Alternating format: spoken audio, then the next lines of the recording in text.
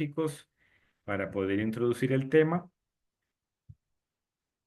Em, y entonces la primera pregunta que yo podría hacerme es, ¿por qué razón están los tres temas combinados? Absorción, cromatografía e intercambio iónico.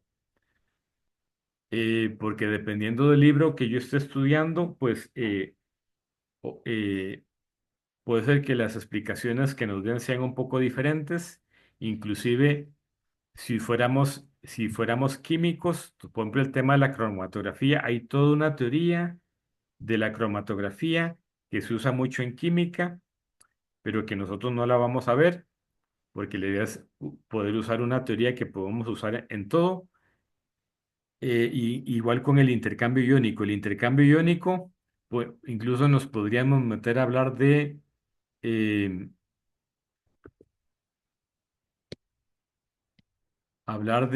de que el intercambio iónico típicamente lo que hay son como una reacción en equilibrio entre la superficie del absorbente y el soluto que estamos absorbiendo. Entonces, de ahí yo puedo sacar, pues, hacer todo un análisis. Por ejemplo, en el libro de Wanka, de ahí sacan algo parecido a una línea de equilibrio, una curva de equilibrio, y hacen algo parecido a McKay-Till.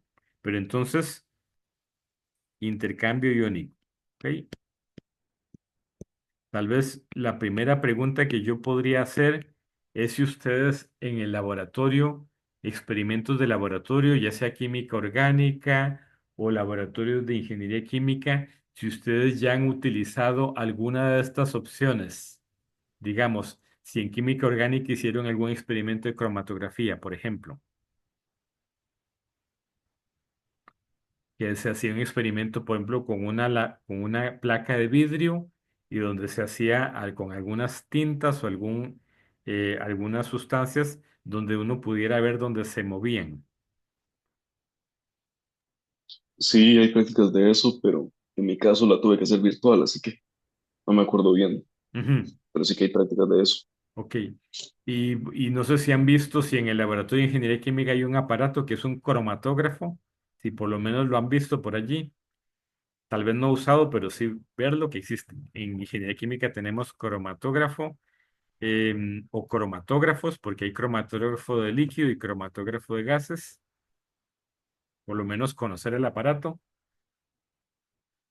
Si no Sí, lo sí, conocemos, sí. no se preocupen, pero tomen nota de que tenemos cromatógrafos en el laboratorio de ingeniería química por si ustedes más adelante ocupan hacer experimentos o incluso para trabajos de grado, trabajos de graduación, saber que tenemos esos equipos en el laboratorio de ingeniería química.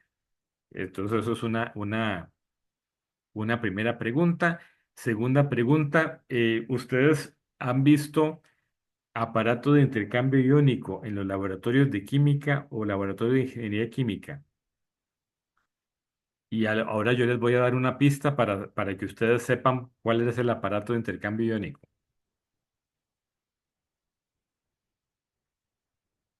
¿Les ha tocado usar agua desionizada en algún experimento? Yo sí, profe. Ok, bien, ustedes es posible que ya les haya tocado usar agua ultrapura o agua desionizada, agua suavizada. Les, con término agua suavizada, tal vez les refresque la memoria a otras personas que hayan usado agua suavizada. ¿Qué es eso de suavizada? Que le quitaron la dureza. ¿Y qué era eso de la dureza del agua? Alguien que me ayude. Dureza del agua. Es cuando en el agua hay disueltos muchos minerales. Sí, pero ustedes deben saber cuáles minerales son. Ya estos Sí, ya no los electro. tendríamos que saber. Lo que llamamos la dureza del agua, que causa incrustaciones. Incluso tiene que ver con química 2, solubilidades. ¿Cuáles sales son las que típicamente son Calcio y solubles? magnesio. Calcio y magnesio, correcto. Ujú. Inclusive vean que por ahí podría alguien decirme que los sulfatos. Entonces podría ser que haya intercambio iónico de iones positivos. Bueno, todos estos son iones positivos. Ujú. El sulfato es negativo. Vean que puede haber intercambio iónico de cationes, intercambio iónico de aniones. Eso posiblemente, eso debe existir, pero digamos que típicamente si hablan de agua suavizada, estamos hablando de calcio y magnesio. Entonces, existen unos aparatos que en su forma más sencilla es simplemente como un cilindro, típicamente de color azul, eh, que por ahí pasa el agua y adentro tiene como unas pelotitas que ya les voy a enseñar una foto porque la intención mía hoy es nada más enseñarles como unas fotografías esas pelotitas van a retener la dureza del agua y sale el agua desionizada o suavizada. ¿Y eso qué es? Es un proceso de intercambio iónico que nosotros lo vamos a analizar con unos modelos teóricos que provienen de la absorción. O sea, para nosotros el intercambio iónico lo vamos a analizar igual que la absorción, que es una absorción. em, Ven qué interesante, va a ser una absorción de tipo químico, ¿m? De tipo químico. Entonces, para enseñarles, vean, estas pelotitas como de color rojo, de color café, si nosotros abrimos ese aparato del suavizador de agua, va a ser el producto, son como un plástico, son unas bolitas de plástico, pero son especializadas porque la superficie tiene unas terminales, por decirlo así, unas terminales que van a tener iones de sodio. O sea, imagínense que sea, por ejemplo, unas terminales carboxilo, es un polímero, terminales carboxilo, tiene un sodio, y entonces cuando entra el agua dura, hay un intercambio entre el sodio y el calcio, y entonces van a salir iones positivos, pero ahora lo que sale es sodio, y entonces ya eso pues no va a tener tendencia a incrustarse. Entonces, esto, vean qué interesante, es un ejemplo de intercambio iónico, pero al mismo tiempo, porque vean que aquí la diapositiva nos habla de absorción física y absorción química, entonces, en este momento, y ustedes pueden tomar nota, el intercambio iónico es un tipo de absorción, pero de tipo químico. Hay una reacción química reversible. Yo este compuesto, este polímero, estas bolitas, yo luego las puedo regenerar. Vean qué interesante. Yo le vuelvo a alimentar una solución alcalina de NaOH y yo puedo regenerar este material y lo puedo seguir reutilizando. Ujú. Me pregunto si ahora tal vez se le refrescó la memoria a alguien más de haber usado esto en algún laboratorio, en algún experimento de ionizador o suavizador de agua. Ok, entonces vean, esto es el intercambio iónico. La cromatografía, pues es un principio similar que podemos mencionar en estos 8 minutos que nos quedan. Vean ustedes en estos gráficos que tenemos por aquí.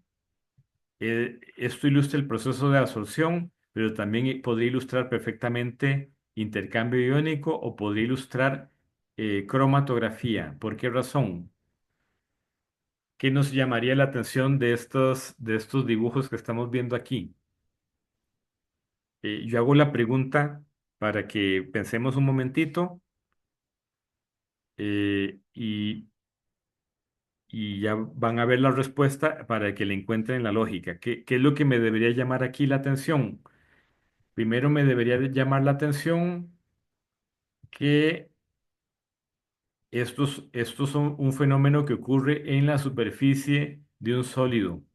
¿Ok? Entonces, una de las dos fases va a ser sólida siempre. Ujú. La otra fase puede ser un líquido o un gas. Ujú. Pero es un fenómeno de superficie, eso es una cosa importante. Como es fenómeno de superficie, entonces depende de fuerzas de atracción que hay en la superficie. Ujú. Eso es lo primero que me tiene que llamar la atención. Segunda cosa que me puede llamar la atención es terminología. Bien, hay un sólido, hay una fase sólida que se va a llamar el absorbente y hay una fase que es un fluido. En ese fluido hay un soluto, hay un componente que yo quiero retener por medio de ese absorbente y el proceso se llama adsorción y el soluto que yo voy a retener se va a llamar adsorbato. ¿Cuál creen ustedes que es la diferencia entre absorción con B de bueno, y absorción con D de dedo? ¿Cuál es la diferencia? El tema anterior y este tema.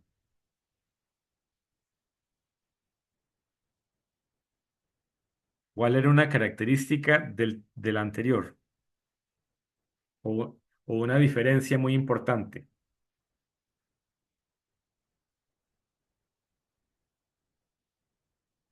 Digamos, absorción de gases.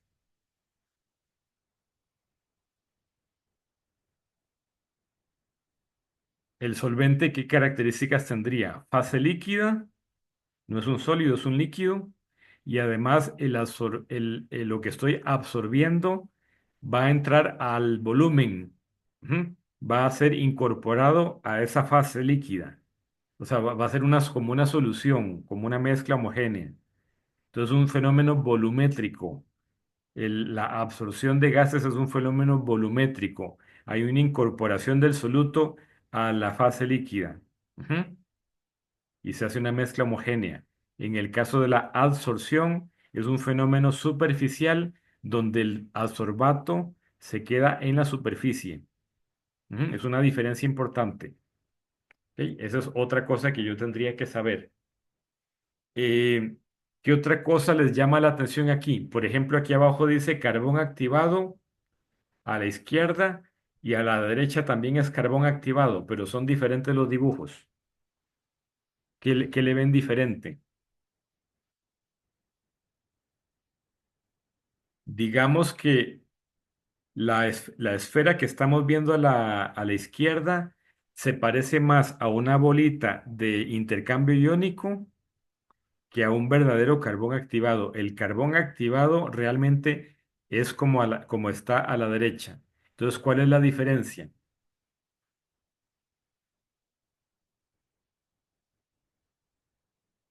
¿Le ven alguna diferencia? Es una simplificación. Es una simplificación del fenómeno. ¿Cuál sería la simplificación? El que está a la izquierda. Sí, Ok, y entonces esa simplificación, ¿qué sería? Que verlo como una esfera es muy simplificado. En primer lugar, estoy tratando de que se me active aquí el, en realidad el carbón activado va a ser el lapicito como que me dejó de funcionar. Va a ser así una forma irregular en primer lugar. Y en segundo lugar, que tiene porosidad. O sea, aquí adentro tiene poros, un montón de poros. Ajá. Ok. Esa sería la situación más real. Y eh, entonces hay una porosidad interna. Y en la próxima clase vamos a empezar a hablar de porosidad externa y porosidad externa. Externa e interna. Y eso es muy importante. Vean ustedes que el hecho de la porosidad, vean ustedes que eso me permite trabajar con áreas muy grandes. Imagínense que un gramo de carbón activado puede tener 1800 metros cuadrados de área. Eso es muy importante. Eh, y eso, adicionalmente, vean ustedes que además el tema de la porosidad es muy complejo. ¿Por qué? Porque vean que esos poros tienen lo que se llama macroporos y microporos. O sea, puede ser sumamente complejo. En un modelo simplificado, por ejemplo, medios porosos, Cosené-Karman, en el curso pasado ustedes veían ese modelo supone que los poros son cilíndricos, pero vean que la realidad es muy, muy diferente, la realidad es mucho más compleja. Y hay investigaciones que se hacen muy interesantes en las revistas académicas que yo les recomiendo mucho que empiecen a revisar revistas académicas. Este tema de absorción, hay montones de investigaciones muy interesantes y hay investigaciones en donde tratan de medir los microporos, los mesoporos y los macroporos. O sea, cuánto es el porcentaje de microporos, cuánto es el porcentaje de macroporos y tratar de desarrollar un modelo que me contemple todo eso. Evidentemente esos modelos van a ser más complejos, pero al mismo tiempo van a poder reproducir mucho mejor los valores de un experimento, o sea, los datos reales, la realidad. Entonces, para que ustedes vean todo lo que se puede considerar en esto de la absorción. Fenómeno superficial que puede ser de tipo físico, puede ser de tipo químico, entonces involucraría reacciones químicas reversibles y además es el tema de la porosidad. Entonces, con esto, nosotros terminamos a las 3:40, entonces creo que incluso todavía tenemos ahí unos minutos, pero hasta el momento me pregunto si hay alguna pregunta. Vean ustedes esta variable que dice metros cuadrados por gramo. Bueno, vean que por aquí nos aparece un viejo conocido. ¿Qué es esto? Área específica. Esto es el A minúscula. Entonces vean dónde lo podemos relacionar con algo que ya habíamos visto. Si hay alguna preguntita, o sea, no voy a profundizar en porosidad interna o externa y otras variables, porque eso ya me obligaría a escribir ecuaciones. Vamos a tratar de dejarlo así, cualitativo. Vean ustedes cosas interesantes. El proceso, así como hay absorción, está el proceso inverso, porque yo después podría querer recuperar ese soluto, ese adsorbato, yo lo puedo querer recuperar o yo quiero regenerar, digamos, el absorbente, se puede regenerar. Entonces, el proceso inverso a la absorción, ¿cómo se llama? Vean, según esto, se llama desorción. Desorción. Ujú. Vean que ahí aparece una palabra que se llama elusión. Elusión, ¿qué es? Que vamos a ver nosotros que existe también el proceso en columna. El proceso en columna.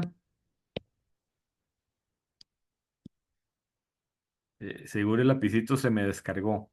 El proceso en columna también lo vamos a ver. Vamos a ver proceso batch y proceso en columna para ir viendo los modelos que vamos a usar. Yo puedo imaginarme unos tambores, unos barriles llenos de absorbente y ahí hago un proceso batch, unos tanques.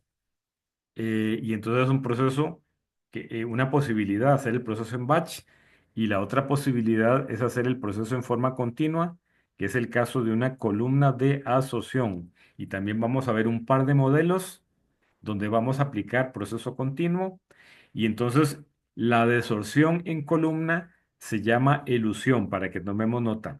Ujú.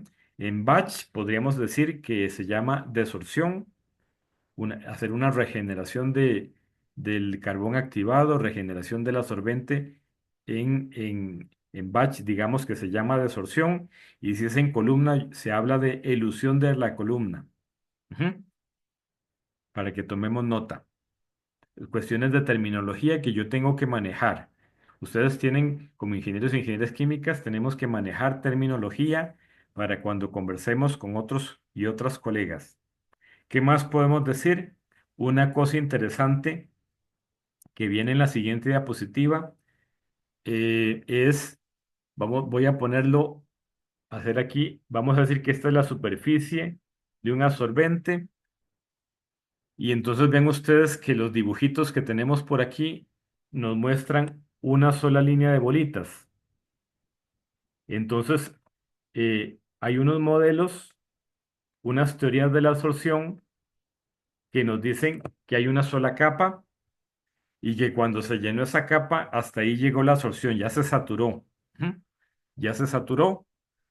Eh, es más, la absorción química, vean qué interesante, cumpliría con esto, con este modelo, que en el momento en que se me llene esa capita de esa superficie, una sola capa, y eso se conoce como la monocapa, ahí terminó la absorción, se saturó.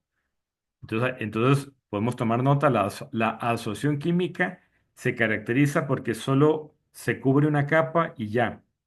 Pero la absorción física tiene una cosa muy interesante que se pueden seguir pegando las moléculas, ¿ok?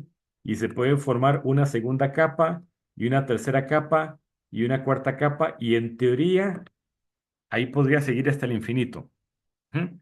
Entonces hay unas teorías muy interesantes de absorción en donde se pueden formar múltiples capas inclusive se llega a formar como un gradiente de concentración, o sea, que va desde cero o desde la composición en el fluido a una composición en la superficie, pues evidentemente más concentrada, pero entonces hay unas teorías muy interesantes, incluso por ahí hay una ecuación de Einstein para la absorción, que resulta que Einstein propuso algo así y llegó a una ecuación que se parece a la ecuación de Van der Waals, pero en absorción, es bidimensional. O sea, eso nada más para mencionarles que uno podría ponerse a ver esas teorías y son sumamente interesantes. em, y salen cosas muy interesantes. Entonces, por momentos, lo que me interesa es que retengan esto de monocapa, multicapa. De hecho, al meter el concepto de multicapa, se pueden explicar las curvas de absorción que veremos en la próxima clase. Vamos a ver que tiene un montón de formas, puede tener un montón de formas. Y entonces durante muchos años no se pudo explicar eso hasta que se metió el concepto de multicapa y otros par de conceptos ahí adicionales y se pudo explicar por qué había tantas curvas de absorción diferentes.